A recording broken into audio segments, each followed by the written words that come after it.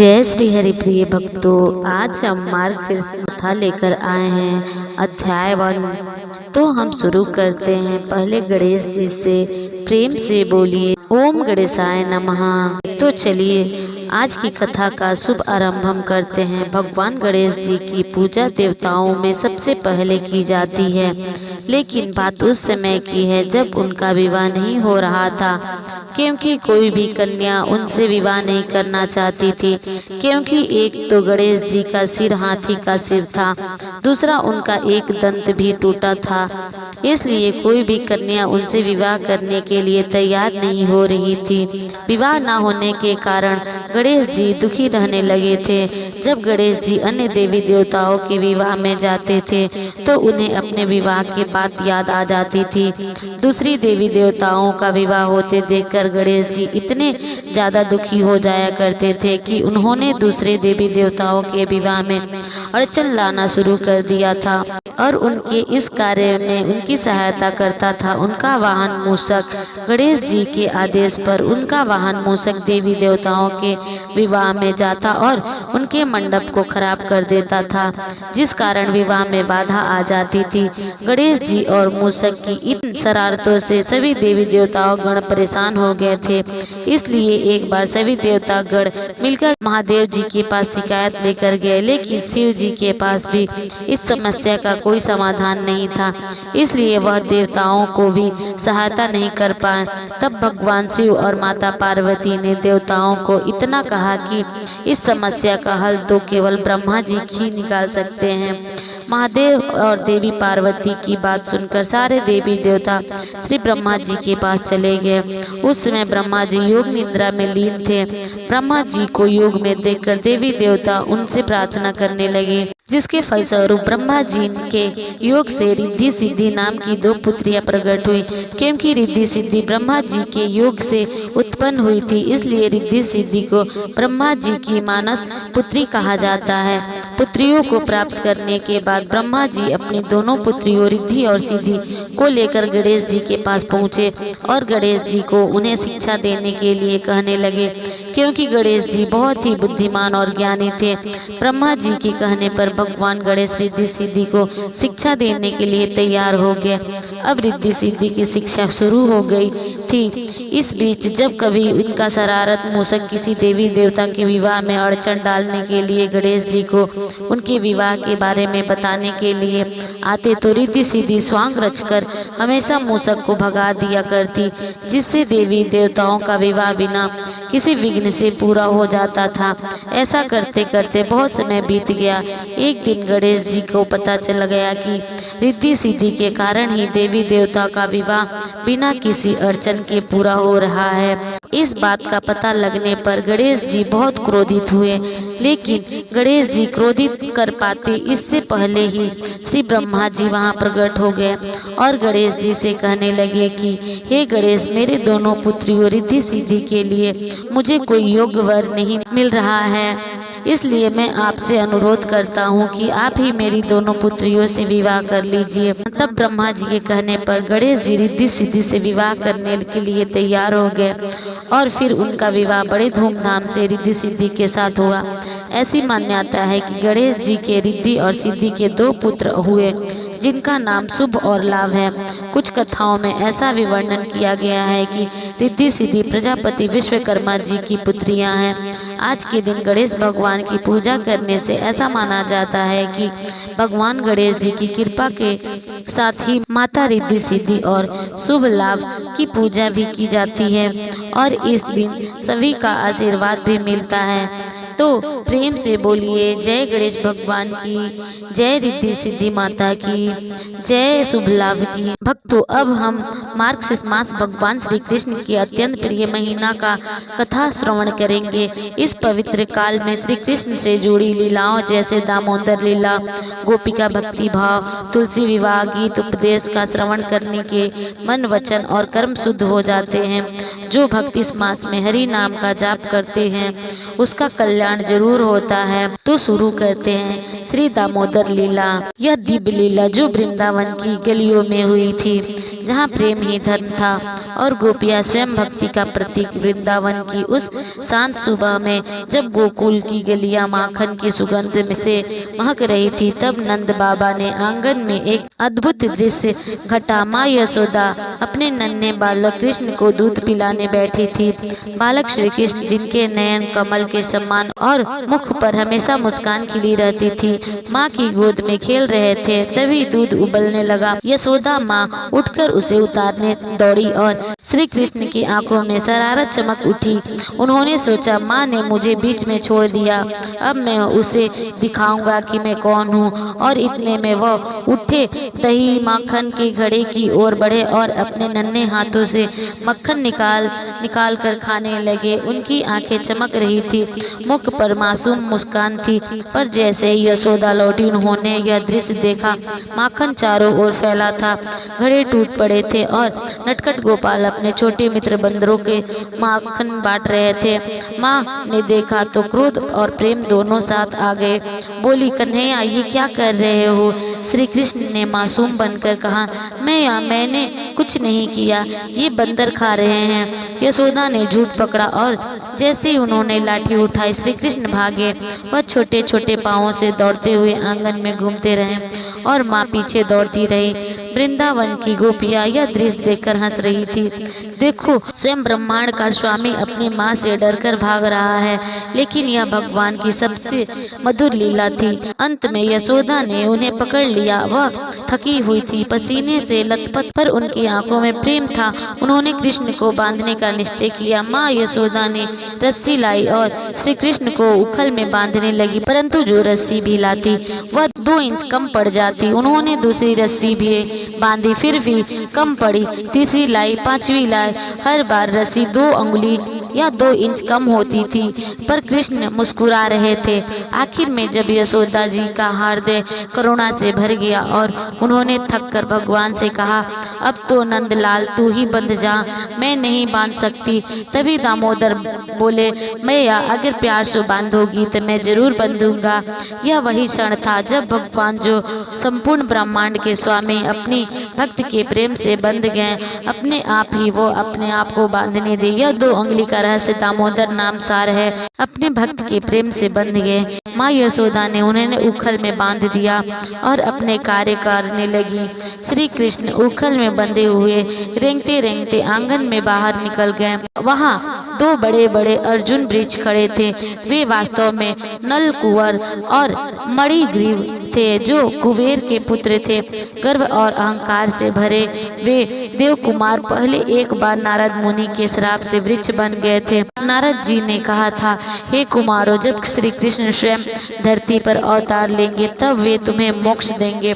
अब वह समय आ गया था। श्री कृष्ण ने उखल को उन दोनों वृक्षों के बीच खींचा और जैसे उखल फंसा, उन्होंने बलपूर्वक झटका दिया। दोनों वृक्ष गिर पड़े और उससे 2 तेजस्वी दिव्य पुरुष प्रकट हुए। उन्होंने हाथ जोड़कर प्रणाम किया। नाम ते नारायण वासुदेव, हम आपके दर्शन से मुक्त हुए। हमें हमारे अहंकार से छुड़ाने के लिए धन्यवाद प्रभु। भगवान मुस्कुराए और बोले, याद रखो, अहंकार ही बंधन है और प्रेम ही मुक्ति। इतना कहकर वे अंतर ध्यान हो गए। यशोदा ने जब यह देखा तो दौड़ी और अपने बालक को गले लगा लिया। उनकी आंखों में आंसू थे, पर मुख पर अपार स्नेह। उन्होंने कहा, मेरे लाल, तू तो सर्व परे है, मेरे जीवन का परम अर्थ। कृष्ण ने बोलेपन से कहा, अब मैं अच्छा बच्चा बनूंगा। और यशोदा जी ने मुस्कुराकर उन्हें चूमा। उस क्षण गोकुल में ऐसी शांति फैली कि वृक्ष, पशु, पक्षी सब मौन होकर प्रेम में डूब गए। भक्तों, यह थी दामोदर लीला। केवल कथा नहीं थी कि भगवान को तर्क या तप से नहीं, केवल प्रेम और भक्ति से बांधा जा सकता है। इसलिए इस लीला का नाम पड़ा दामोदर। भगवान को ज्ञान या कर्म से नहीं, केवल प्रेम से पाया जा सकता है। भक्तों, अब सुनिए माँ लक्ष्मी जी की कथा।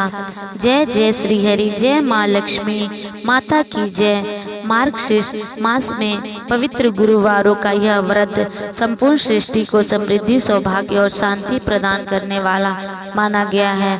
कहते हैं, इस व्रत को जो सच्चे मन से करता है उसके घर में कभी धन धान्य की कमी नहीं होती। लक्ष्मी माता स्वयं उनके द्वार पर वास करती हैं। यह कथा न केवल धन संपत्ति देती है बल्कि जीवन में शांति, प्रेम और सौभाग्य भी लेकर आती है। इस कथा का अंत तक अवश्य सुनिए और माँ लक्ष्मी की कृपा अपने जीवन में पाइए। जय श्री लक्ष्मी माता।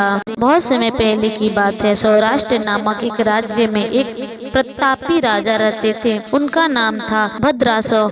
राजा धर्मात्मा थे, प्रजा पालन में निपुण और बहुत दानी भी। उनकी रानी का नाम था सूरत चंद्रिका। वह सुंदर, तेजस्वी और पतिव्रता स्त्री थी। राजा रानी के 7 पुत्र और 1 पुत्री थी जिसका नाम था श्याममाला। पूरा परिवार सुख समृद्धि से जीवन बिता रहा था। परंतु यह वैभव देखकर माँ लक्ष्मी ने सोचा, इस घर में मेरा वास तो है पर यहाँ के लोग अब अपने कर्म और श्रद्धा भूल रहे हैं। अहंकार धीरे धीरे हृदय में आने लगा है। मुझे देखना चाहिए कि क्या ये मेरे योग्य भक्त हैं या नहीं। यह सोचकर महालक्ष्मी माता ने एक बूढ़ी ब्राह्मणी का रूप धारण किया। सफेद साड़ी, लाठी हाथ में और चेहरा थका हुआ वह सीधे राजमहल के द्वार पर पहुंची और दासी से बोली, बेटी जाकर अपनी रानी से कहो कि द्वार पर एक ब्राह्मणी आई है, उसे भिक्षा चाहिए। दासी ने जाकर संदेश दिया। रानी बोली, अभी तो मेरे पास समय नहीं है, उसे कहीं और भेज दो।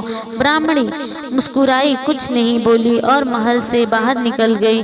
वह सीधे बगीचे की ओर चली गई जहां रानी की पुत्री श्याममाला फूल तोड़ रही थी। श्यामबाला ने तुरंत उस वृद्धा के चरण छुए और कहा, माँ आप थकी हुई लग रही हैं, आइए थोड़ा जल पीजिए। वृद्धा बोली, बेटी आज मार्गशीर्ष मास का पहला गुरुवार है, क्या तुमने महालक्ष्मी का व्रत किया है? श्यामबाला ने सिर झुकाकर कहा, माँ मुझे इसका ज्ञान नहीं। वृद्धा ने कहा, बेटी आज का व्रत बहुत पवित्र है, इसे करने से दरिद्रता मिटती है, घर में अन्य धन की वृद्धि होती है। सुनो मैं तुम्हें इसका तरीका बताती हूँ।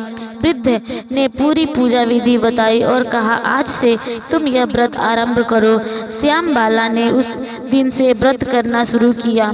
वह हर गुरुवार को स्नान कर माँ लक्ष्मी की पूजा करती, कथा सुनती और गरीबों को दान देती। समय बीता और उसी वर्ष एक महान राजा के पुत्र मालाधार ने उसका विवाह प्रस्ताव भेजा। श्यामबाला का विवाह बड़े धूमधाम से हुआ। मालाधार के घर में इतनी समृद्धि आई कि सब हैरान रह गए। इधर रानी सूरत चंद्रिका का घर दरिद्रता से घिरने लगा। राजा का वैभव घटने लगा, धन समाप्त होने लगा। उन्हें समझ नहीं आया कि ऐसा क्यों हो रहा है। एक दिन वे अपनी बेटी श्यामबाला से मिलने गई। बेटी ने कहा, माँ आप आज मार्गशीर्ष गुरुवार का व्रत कीजिए, यह सब माँ लक्ष्मी की कृपा है। रानी ने पूछा, व्रत कैसे करूं? बेटी ने उन्हें पूरा विधि विधान बताया। फिर रानी ने भी अगले गुरुवार से व्रत शुरू किया। थोड़े ही समय में उसके घर में भी सुख समृद्धि लौट आई। राजा रानी ने तब समझा कि धन वैभव तभी टिकता है जब उसमें श्रद्धा, दया और धर्म का संग हो। जो भी व्यक्ति मार्गशीर्ष मास में माँ लक्ष्मी का व्रत करता है उसके घर में दारिद्रता मिट जाती है। श्रद्धा भक्ति सबसे बड़ा धन्य है। अहंकार से लक्ष्मी रूठ जाती है।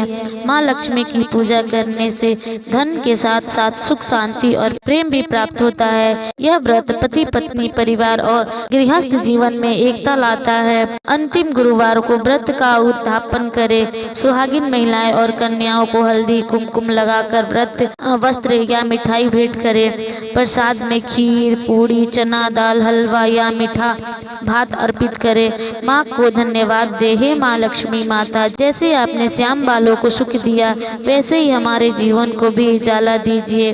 भोग लगाने का मंत्र और भोग क्या क्या होता है उसके बारे में। खीर, मालपुआ, हलवा, पूड़ी, केला, पान, इलायची मंत्र। ओम महालक्ष्मी च विद्ये विष्णुपति च धीमहि तनो लक्ष्मी प्रचोदयात्। और इस तरह जिस घर में श्रद्धा, सेवा और भक्ति के साथ माँ लक्ष्मी की आराधना की जाती है वहाँ कभी अंधकार नहीं रहता, वहाँ दीप सदा जलते हैं। माँ लक्ष्मी स्वयं अपने भक्तों के द्वार पर वास करती हैं। तो आप भी इस मार्गशीर्ष गुरुवार को उठाइए, दीप जलाइए, माँ को भोग लगाइए और श्रद्धा से कहिए, जय श्री लक्ष्मी माता, मेरे घर आंगन में सदा आपका वास बना रहे। जय श्री लक्ष्मी माता। व्रत का महत्व और तिथि। हिंदू पंचांग के अनुसार कार्तिक पूर्णिमा के बाद जो महीना आता है, जो मार्गशीर्ष मास कहा जाता है, इस मास के प्रत्येक गुरुवार को महालक्ष्मी जी की पूजा करने का विशेष विधान है। कहा जाता है कि मार्गशीर्ष मास स्वयं श्री हरि विष्णु का प्रिय मास है और गुरुवार के दिन महालक्ष्मी जी का विशेष दिन होता है। इस दिन लक्ष्मी नारायण दोनों की संयुक्त पूजा करने से हर इच्छा पूरी होती है। 2025 में मार्गशीर्ष मास के गुरुवार निम्न तिथि पर पड़ रहे हैं: 6 नवंबर, 13 नवंबर, 20 नवंबर, 27 नवंबर और 4 दिसंबर को। जो भी भक्त पहले गुरुवार से व्रत आरंभ करता है और अंतिम गुरुवार तक पूरे श्रद्धा भाव से करता है, उसके जीवन से दरिद्रता सदा के लिए मिट जाती है। सुबह सूर्योदय से पहले उठे, स्नान करके घर आंगन को धोकर पवित्र करे, पूजा स्थान पर पीला या लाल आसन बिछाएं। पूजा सामग्री: दीपक, कपूर, धूप, पुष्प, हल्दी, कुमकुम, रोड़ी, चावल, नारियल, पंचामृत, पीले पुष्प, तुलसी दल, मिठाई व ताजे फल। अब माँ लक्ष्मी की मूर्ति या चित्र के सामने बैठे और निम्न मंत्र बोले: ओम श्रीम ह्रीम क्लीम श्री सिद्ध लक्ष्मी नमः। इसके बाद माँ का ध्यान करें और दीपक जलाकर कहें, हे माँ महालक्ष्मी, आज मार्गशीर्ष मास के पवित्र गुरुवार के दिन मैं श्रद्धा भक्ति से आपका व्रत कर रहा या रही हूँ।